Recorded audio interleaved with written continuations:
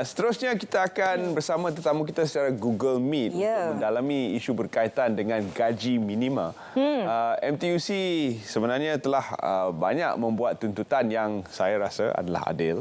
Antaranya satu kesatuan dalam setiap syarikat dan seterusnya untuk menggesa kerajaan bagi menandatangani ILO Convention yang membawa dua perkara 87 dan juga 89 yang akan banyak membantu para pekerja di Malaysia. Namun adakah majikan bersetuju? Kita bersama dengan MTUC. Ya betul. Jadi kita nak bersama dengan tetamu kita, Timbalan Setiausaha Agung MTUC, Tuan Muhammad Khairi Hajiman. Assalamualaikum. Selamat pagi.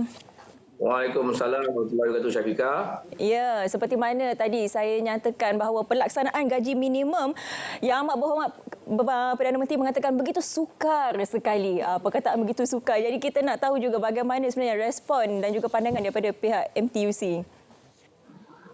Baik, bismillahirrahmanirrahim. Assalamualaikum warahmatullahi wabarakatuh. Salam perjuangan warga MTUC. Salam Malaysia Madani. Ya. Dan terima kasih kepada SPM kerana menjemput MTUC secara Google bagi memperkatakan juga tentang ucapan-ucapan Perdana Menteri kita yang baru-baru ini di PICC, di mana saya juga turut hadir pada pagi tersebut. Walaupun kami agak letih pada malam sebelumnya juga, MTUC juga membuat satu diambang malam Hari Pekerja yang mana dihadiri juga oleh Yang Amat Berhormat Menteri Sumber Manusia, ya, Saudara Tuan V. Sivakumar. Terima kasih diucapkan. Jadi berbalik kepada soalan yang ditujukan tadi, dibawakan oleh Syafiqah tadi, itu berkenaan dengan keadaan seperti mana PM sebut once and for all. Okey, saya rasa ini satu tugas yang amat mencabar, ya, bagi PM kita yang mengambil alih tampuk pemerintahan kerajaan Malaysia ni. Walau bagaimanapun komitmen atas usaha PM ni kita ucapkan ribuan terima kasih dengan komitmen yang diberikan itu.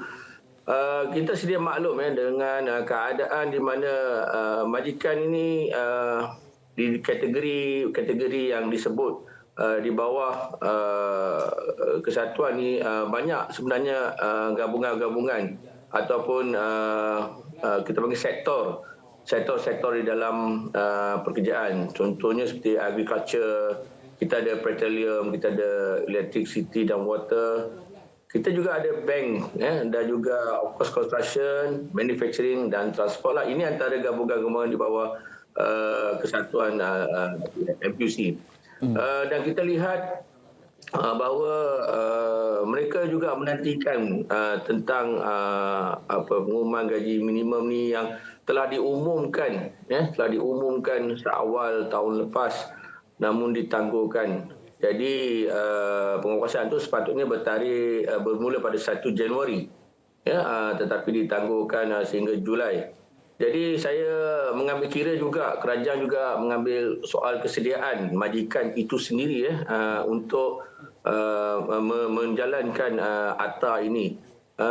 Dan kita faham dan kita maklum bahawa kerajaan perpaduan tidak mewarisi sistem pentadbiran terdahulu.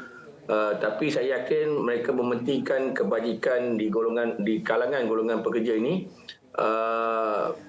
untuk mereka membantu memastikan bahawa tuntutan ini dijalankan. Tapi kita perlu juga faham sekiranya majikan yang mengambil kepentingan keuntungan sahaja, tetapi tidak mengendahkan pekerja itu sendiri, ini akan mengakibatkan ketidakharmonian lah dan dalam negara itu, dalam negara kita ni, khususnya. Jadi keseimbangan itu perlu, kerana kita tahu pelabur juga memberikan satu impak kepada kita, dan selain pada majikan untuk mencari keuntungan, nasib-nasib pekerja juga perlu diambil kira. Jadi dalam soal ini saya berpendapat, MTUC berpendapat bahawa kerajaan perlu campur tangan, antaranya untuk memberikan insentif yang baiklah bagi mengikut keperluan, seperti contoh percukaian dan sebagainya. Dan kita rasa kita mahukan kerajaan yang lebih efisien dan pastinya pelabur akan lebih yakin. Once and for all adalah istilah yang digunakan pakai oleh Yang Amat Berhormat Perdana Menteri. Namun adakah one size fits all? kalau kita lihat saiz syarikat-syarikat yang berbeza daripada syarikat berhad kepada sediaan berhad kepada syarikat-syarikat kecil dan juga jenis pekerjaan yang ditawarkan. Bukan semua pekerja di Malaysia adalah pekerja dalam kontrak tetap. Ada yang dalam kontrak sementara, ada yang menjalankan tugasan secara gig dan juga ada yang bernaung di bawah pelbagai jenis kontrak yang lain. Jadi adakah sebenarnya peruntukan ataupun tuntutan gaji minima ini sesuai untuk semua jenis pekerjaan dan semua jenis pekerja? Ya, kita sedia maklum bahawa kepelbagaian industri di negara kita ni, sektor-sektor yang disebutkan tadi itu, kita tidak menolak bahawa ada juga syarikat-syarikat ya yang antaranya seperti yang pekerja-pekerja kontrak yang di bawah Kementerian Sumber Manusia, Kementerian Pendidikan, contohnya pembersihan sekolah, tunggakan itu masih berlaku kerana mereka tidak melaksanakan perintah gaji minima tersebut.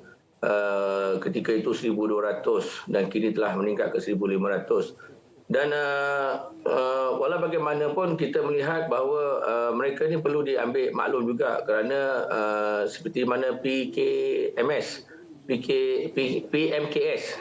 seperti perusahaan mikro, kecil dan sederhana juga, mereka mempunyai kurang pekerja bawah daripada 5 dan sebagainya. Dan tentulah pelaksanaan itu akan membuatkan mereka. Tapi sekiranya peluang ini tidak diambil, maka mereka akan ketinggalan untuk mendapatkan khidmat tenaga pekerja dan akhirnya mereka akan tertutup dengan sendirinya.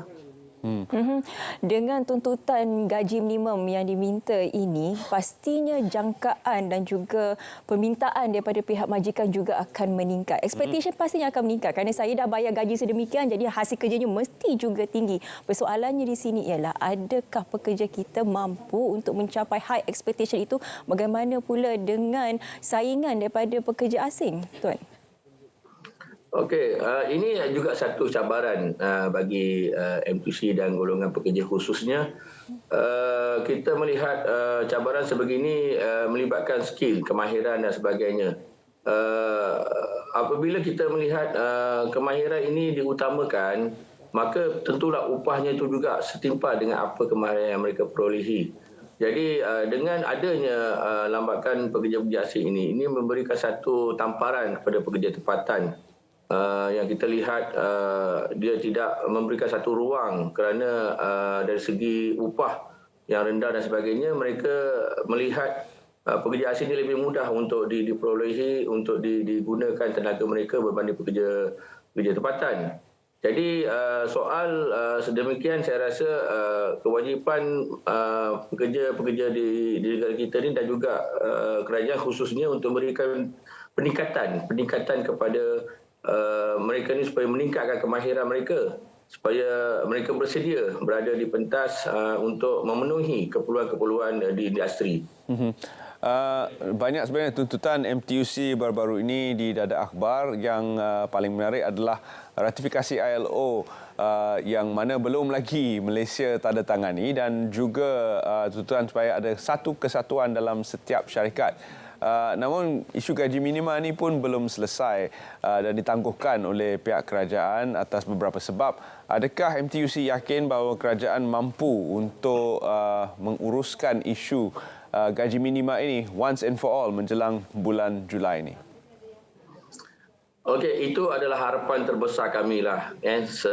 Seawal tahun 2023, selepas kita mengalami pandemik, sekitar 20 hampir 2 tahun. Jadi apabila perkara ini telah diumumkan, kemudian diberikan penangguhan, satu kejutan kepada MTUC dan satu kehampaan pada golongan pekerja. Jadi dengan pengumuman Perdana Menteri kita ni yang memberi satu harapan yang bersinar dengan komitmen yang ditunjukkan Perdana Menteri kita yakin bahawa Perdana Menteri kita mampu merealisasikan apa yang dikatakan. Ini adalah harapan besar MTUC khususnya kepada golongan pekerja supaya gaji minima ini dapat diselesaikan. Bukan sahaja 1,500 tetapi tunggakan-tunggakan yang sebelum ini yang mana tidak dilunaskan, tidak dijalankan oleh beberapa syarikat. Jadi itulah harapan kita dan kita yakin dengan kerajaan perpaduan ini dia akan memberikan satu kelebihan kepada kaum pekerja. Ya, bersempena dengan sambutan Hari Pekerja juga kita boleh menyaksikan bagaimana sebenarnya kerajaan memberikan sumbangan 1 juta kepada MTUC dengan harapan dapat meningkatkan lagi sistem pengurusan agar lebih gamas. Jadi bagaimana sebenarnya Tuan melihat bahawa ini merupakan antara salah satu cara bagaimana sebenarnya kerajaan mengangkat martabat pekerja di Malaysia ini? Pertama sekali, saya ingin mengucapkan ribuan terima kasih. MTUC berterima kasih kepada Yang Amat Berhormat Datuk Seri Anwar Ibrahim dan Kerajaan Malaysia khususnya atas penghormatan dan pengiktirafan peranan kedua-dua kesatuan di gergasi di Malaysia ini yang disebut oleh Perdana Menteri, iaitu MTUC dan juga QPEX. Walaupun masing-masing mempunyai peranan masing-masing, namun dana yang disalurkan ini, sumbangan yang diberikan ini amat-amat bermakna kepada kesatuan khususnya MTUC, kerana dengan adanya dana ni kita boleh mengembangkan kelancaran pentadbiran dan juga menyediakan pekerja-pekerja yang berpengalaman, berpengetahuan serta memberikan satu imej yang baik kepada Malaysia di mata dunia. Dan kita yakin dalam perkara ini akan membantu pekerja-pekerja di dalam meningkatkan kesedaran mereka berkesatuan. Dalam belanjawan 2023 Kerajaan Malaysia telah memperuntukkan sebahagian besar bajet, ya, di mana melaksanakan skim bantuan yang telah diperkenalkan untuk meringankan beban rakyat, khususnya selepas fasa endemik yang kita hadapi. Seperti mana yang mereka menyediakan membantu seperti e-Pemula, bantuan keluarga Malaysia dan bantuan awal persekolahan. Ini antara perkara yang kerajaan telah mula memberikan membantu menyalurkan bantuan dan untuk MTUC bantuan ini juga kita anggap sebagai satu kelebihan kerana kita mempunyai jumlah ahli yang ramai gabungan di bawah MTUC sekitar 500 ke 600 ribu orang. Baik, selalu akan ada tarik tali di antara MTUC dan MEF soal perjuangan hak pekerja dan juga keuntungan majikan. Namun sekiranya kita menandatangani ILO Convention dan perkara 87 dan 98 termaktub dalam perundangan negara, mungkin banyak isu dapat diselesaikan. Pendapat MTUC untuk mengakhiri perbincangan ini. Baik, untuk pendapat MTUC, kita ni dengan MEF ni macam adik-beradik lah. Ya. Kita sering ada, kita boleh berbeza pendapat, tapi saya yakin kita mempunyai matlamat dan tujuan yang sama. Jadi kita mempunyai tanggungjawab bersama untuk kita adalah kita digelarkan sebagai tripartite, ya, dalam menjalankan ekonomi di negara, hala tuju pekerja-pekerja di Malaysia khususnya. Jadi ketiga-ketiga ni amat penting bersama, walaupun kita boleh tidak setuju beberapa perkara, tetapi saya yakin tujuan kita tu adalah untuk memastikan win-win situation tu berlaku dan manfaat untuk pekerja tu kita perlu angkat. Dan saya yakin kerajaan melalui pimpinan Datuk Seri Anwar Ibrahim, itulah matlamat beliau. Dan MTUC sentiasa menyokong apa-apa perkara yang dibangkitkan bagi membantu golongan pekerja. Dan saya juga, MEF juga sependapat sedemikian, walaupun mereka mempunyai perkara-perkara yang perlu dipertahankan kepada pelabur-pelabur atas sebab-sebab tertentu. Namun saya yakin kita ni macam keluarga, boleh bergaduh sekejap, besok boleh cakap balik. Ya, dia punya kata kunci. MTUC kita telah bertapak lama di Malaysia, kita dah bergerak lama di Malaysia. Kita bersilih ganti pegawai-pegawai pemimpin dan sebagainya. Namun tiada lagi krisis yang terlalu kronik antara MEF dan MTUC. Ya, kata kunci dia win-win situation, sebab ialah kita pun faham ada syarikat yang baru saja nak bernafas dan juga yang penting juga pekerja pun nak bernafas sebab ada juga yang dah nyawa-nyawikan ni dengan gaji yang ada sekarang ni. Terima kasih banyak-banyak kita ucapkan kepada Tuan Muhammad Khairi Haji Man, Timbalan Setiausaha Agung MTUC. Terima kasih juga di atas segala perjuangan yang dilakukan oleh MTUC untuk mempertahankan hak pekerja. Sememangnya konsep satu kesatuan dalam setiap syarikat tu saya suka sebenarnya. Baik.